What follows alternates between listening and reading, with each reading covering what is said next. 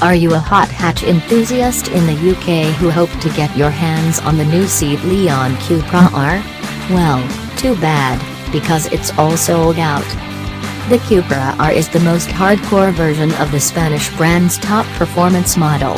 It packs a 2.0-liter turbo 4-good for 310 metric horsepower, channeled to the front wheels through a 6-speed manual. It also features wider wheel arches, a full carbon aero kit, 19-inch alloys, and copper trim inside and out. Seat committed to making just 799 examples, only 24 of which were allocated to the UK, one of the world's top hot hatch markets.